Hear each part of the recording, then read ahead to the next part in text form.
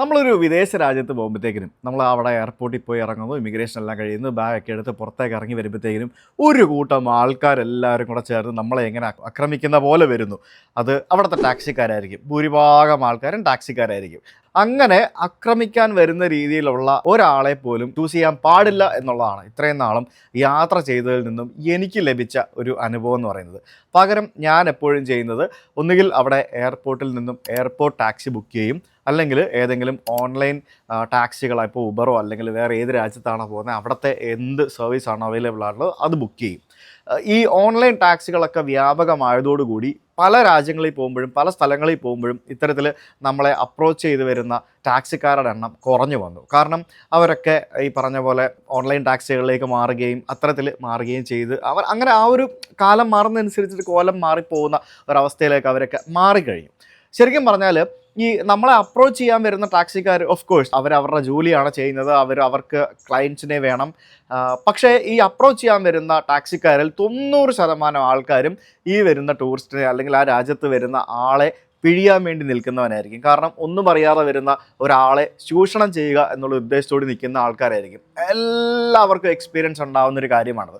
നേരെ മറിച്ച് നമ്മളൊരു ഓൺലൈൻ ടാക്സി ബുക്ക് ചെയ്യുമ്പോഴത്തേക്കിനും നമുക്ക് കൃത്യമായിട്ട് അതിനകത്ത് ഫെയർ കാണിക്കുന്നു. അത് ചിലപ്പോൾ 10-20 രൂപ കൂടുതലാണെങ്കിലും കൃത്യമായിട്ട് അതിനകത്ത് ഫെയർ കാണിക്കുന്നു. നമ്മളുടെ ഡേറ്റ, ഡ്രൈവറുടെ ഡേറ്റ, വണ്ടിയുടെ ഡേറ്റ, അങ്ങനെ പല കാര്യങ്ങളും, സേഫ്റ്റി ഉണ്ട്, സുരക്ഷിതമാണ്, അങ്ങനെ പല ഫാക്ടേഴ്സും അതിനകത്ത് ഇൻവോൾവ് ആണ്. സോ ഓൾവേസ് ഞാൻ എപ്പോഴും എൻ്റെ വിദേശ യാത്രകളിൽ എവിടെയൊക്കെ നമുക്ക് ഓൺലൈൻ ടാക്സി സർവീസസ് അവൈലബിൾ ആണോ അതെല്ലാം ഞാൻ ചൂസ് ചെയ്യാൻ ശ്രമിക്കാറുണ്ട്. അതെനിക്ക് കാരണം ഈ ഓൺലൈൻ ടാക്സി ഓടിക്കുന്നത് അവിടുത്തെ തദ്ദേശീയരായിട്ടുള്ള ആൾക്കാർ തന്നെയാണ്. നമ്മളിപ്പോൾ ഇന്ത്യയിലെ ഒരു വിമാനത്താവളത്തിൽ ഇറങ്ങുമ്പോഴത്തേക്കിനും, കൊച്ചി വന്നിറങ്ങുമ്പോഴത്തേക്കിനും ടാക്സി എന്ന് പറഞ്ഞുകൊണ്ട് ആരും നമ്മുടെ പുറകയിൽ വരാറില്ല. ഞാൻ അങ്ങനെ ആരെയും കണ്ടിട്ടില്ല. ചിലപ്പോൾ നമുക്ക് മുംബൈ, ഡൽഹി പോലെയുള്ള വലിയ വിമാനത്താവളങ്ങളിൽ പോയി ഇറങ്ങുമ്പോഴത്തേക്കിനും നമുക്ക് കാണാൻ സാധിക്കാറുണ്ട്. അതേപോലെ റെയിൽവേ സ്റ്റേഷനുകളിൽ പോയി ഇറങ്ങുമ്പോഴത്തേക്കിനും നമുക്കിപ്പോഴും പല സ്ഥലങ്ങളിലും ഓട്ടോ വേണോ ടാക്സി വേണോ എന്നൊക്കെ ചോദിച്ച് നിൽക്കുന്ന ആൾക്കാരെ നമുക്ക് കാണാൻ സാധിക്കാറുണ്ട്. അപ്പോൾ ഞാനിപ്പോൾ ഇവിടെ പറയാൻ പോകുന്നത് ഇതൊന്നുമല്ല.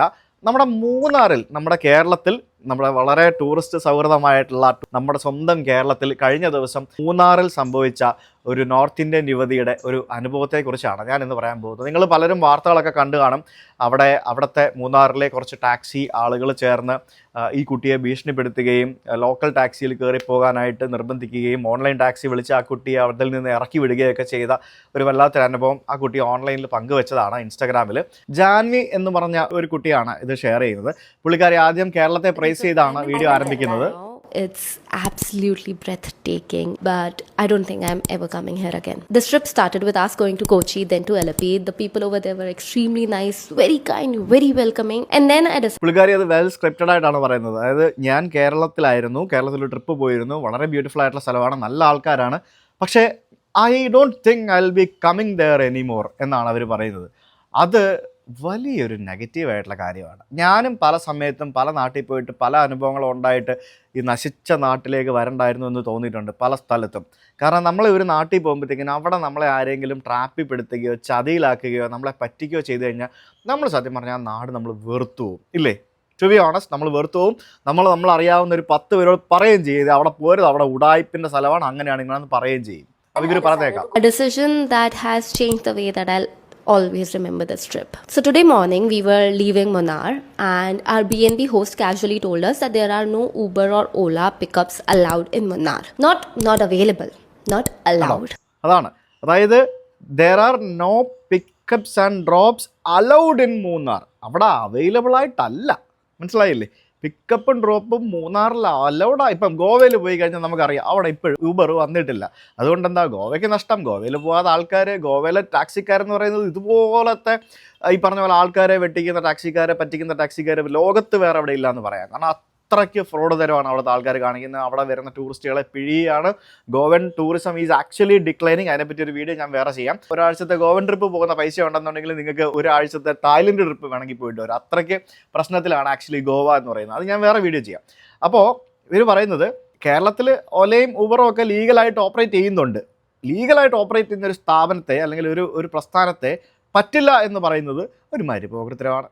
We had already booked the cab. We asked him that why is it so? Why are they not allowed to pick us up from here when they were the ones who dropped us? He told us that because of the union. And then he basically warned us that if we still want to go by Uber, we have to call him to a different location and then we have to meet him there and make sure that nobody notices us. So we went. We found the Uber guy, we started loading our bags, and as soon as we started doing that, out of nowhere, 5 to 6 men appeared. Apparently, they had been following us. These people, they started threatening our cab driver, telling him that he can't take us. Nobody asked us.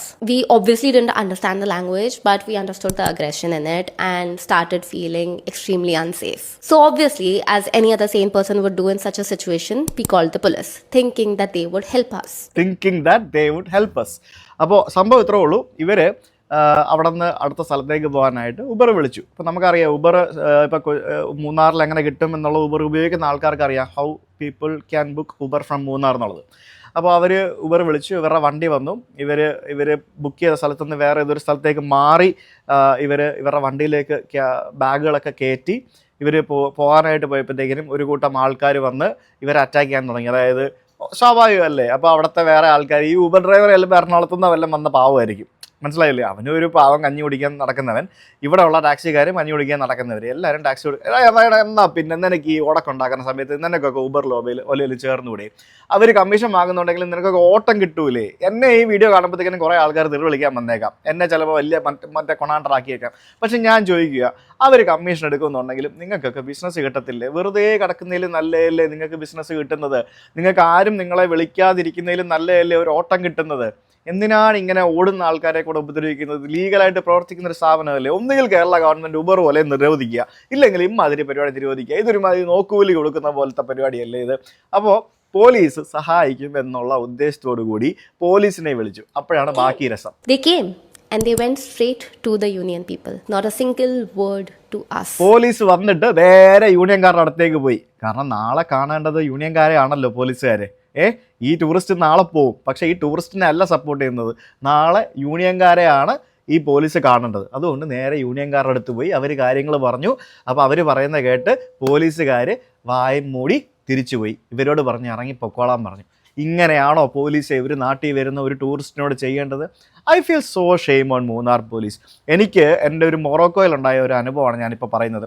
മൊറോക്കോയിൽ ഒരു ഹോട്ടലിൽ ഞാനും എൻ്റെ front Shamjith ഭായും കൂടെ പോയി താമസിച്ച സമയത്ത് അവിടെ ഹോട്ടലിൽ വെള്ളം ചോദിച്ചതിനെ സംബന്ധിച്ച് രാത്രിയിലുണ്ടായ ഒരു ഇഷ്യൂവിൽ അവിടെ കുറച്ച് പ്രോബ്ലം ആയപ്പോഴത്തേക്കിനും ഹോട്ടലുകാർ പോലീസിനെ വിളിച്ച്, ഞാനല്ല, ഹോട്ടലുകാർ പോലീസിനെ വിളിച്ചിട്ട് പോലീസ് വന്നിട്ട് എൻ്റെ ഭാഗത്ത് ആസ് എ ടൂറിസ്റ്റ് എൻ്റെ ഭാഗത്ത് നിന്നു. അവിടെ ന്യായം കണ്ടിട്ട് എൻ്റെ ഭാഗത്ത് നിന്നു. എന്നിട്ട് ഹോട്ടലുകാരോട് ശാസിച്ചു, മനസ്സിലായോ? അവിടെ എൻ്റെ ഭാഗത്ത് പോലീസ് നിന്നു. എപ്പോഴും ഒരു ടൂറിസ്റ്റിന് എപ്പോഴും ഒരു പ്രിവിലേജ് കൊടുക്കണം. അത് സ്വന്തം നാട്ടിലാണെങ്കിലും വിദേശത്താണെങ്കിലും ടൂറിസ്റ്റുകൾക്ക് എപ്പോഴും പ്രിവിലേജ് കൊടുക്കണം. നമ്മൾ പറഞ്ഞു നടക്കുമല്ലോ അതിഥി ദേവോ ഭവ എന്നും പറഞ്ഞുകൊണ്ട്. ആ അതിഥി ദേവോ ഭവ എല്ലാവരും കാണിക്കണം, അല്ലാതെ വിമാനത്താവളത്തിലും റിസോർട്ടിലും മാത്രമല്ല. അങ്ങനെ എല്ലാവരും കാണിച്ചാൽ മാത്രമേ ഒരു നാട് നന്നാവുകയുള്ളൂ, മനസ്സിലായോ? അതെന്താ പോലീസ്, നിങ്ങൾക്കത് അറിയത്തില്ലേ? നിങ്ങളെന്താണ് ഈ ടൂറിസ്റ്റിൻ്റെ ഭാഗത്തുള്ള ന്യായം കേട്ടില്ലേ? നിങ്ങൾ കോടതി വിധി അറിയത്തില്ലേ? കോടതി വിധി പ്രകാരം ഈ ഉബറിന് വിലയ്ക്കൊക്കെ കേരളത്തിൽ വർക്ക് ചെയ്യാനുള്ള അധികാരമില്ലേ? ആ ടാക്സി ഡ്രൈവർ ഒരു പണിയെടുക്കുന്നവനല്ലേ? അവർ ആ ഒരു കസ്റ്റമർ അല്ലേ ഞാൻ ഏത് വണ്ടിയിൽ പോകണം എന്ന് തീരുമാനിക്കേണ്ടത് അല്ലേ?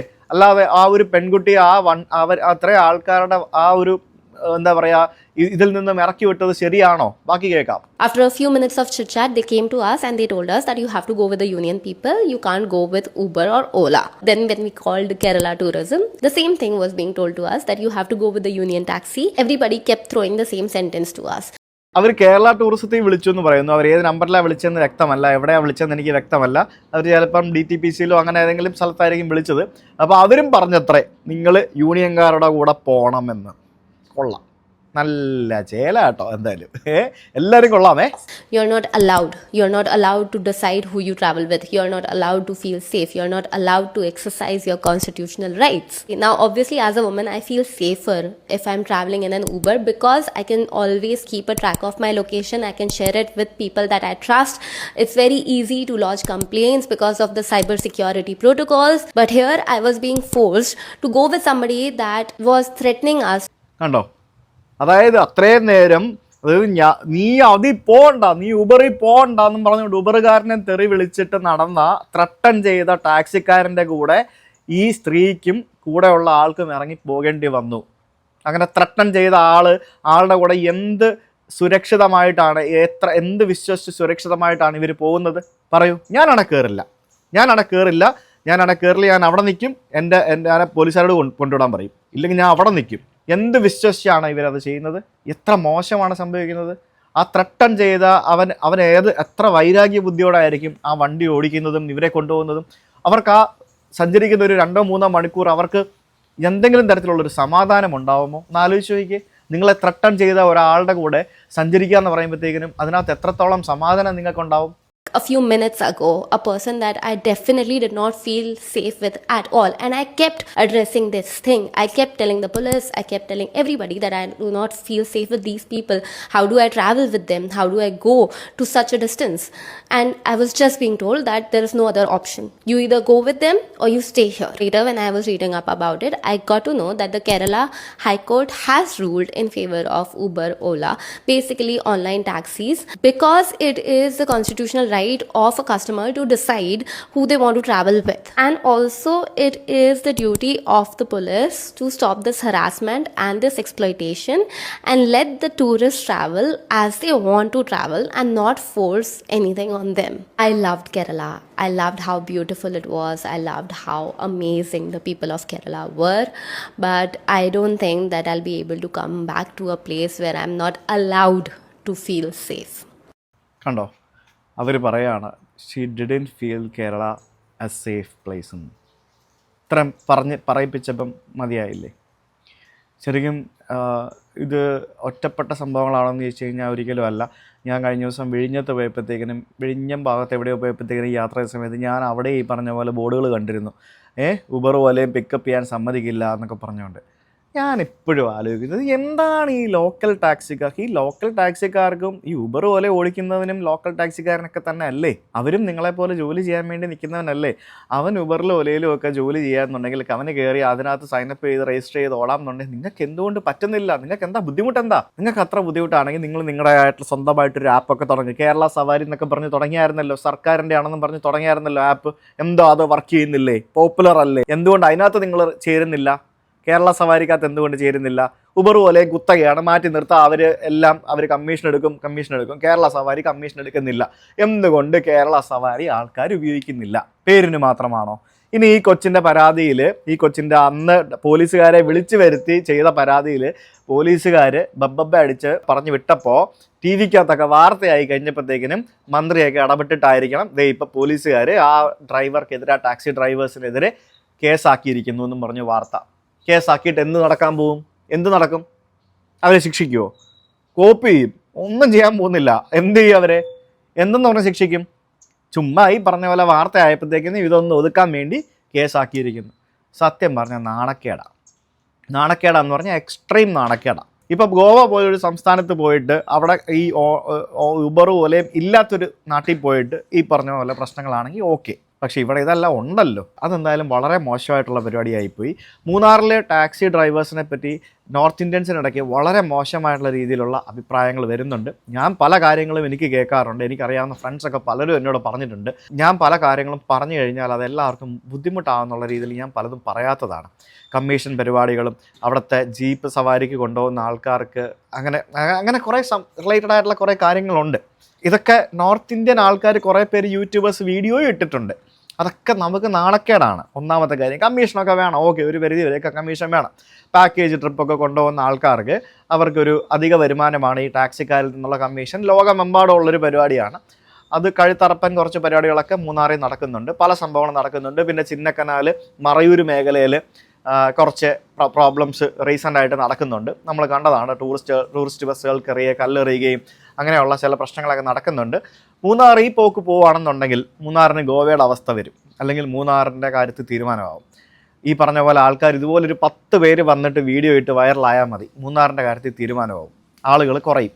അപ്പോൾ നമ്മുടെ നാടാണ്, നിങ്ങൾക്കും വരുമാനം കിട്ടേണ്ടതാണെങ്കിൽ ഇതുപോലെ ചെയ്യാതെ അതിഥി ദേവോ ഭവ, ടൂറിസ്റ്റുകളാണ്, അവരെ അത്യാവശ്യം സുഖിപ്പിച്ച് വിട്ടാൽ മാത്രമേ അവർ തിരിച്ചു വരികയുള്ളൂ. സുഖിപ്പിച്ചില്ലെങ്കിലും ഉപദ്രവിക്കാതെ വെറുപ്പിക്കാതെ വിടുക എന്നുള്ളത് മാത്രമേ എനിക്ക് പറയാനുള്ളൂ. അധികാരികളും ശ്രദ്ധിക്കുക, ന്യായം നോക്കി ന്യായത്തിൻ്റെ ഭാഗത്ത് നിൽക്കാൻ പോലീസ് ഉദ്യോഗസ്ഥരും ശ്രദ്ധിക്കുക. That's it. Thank you.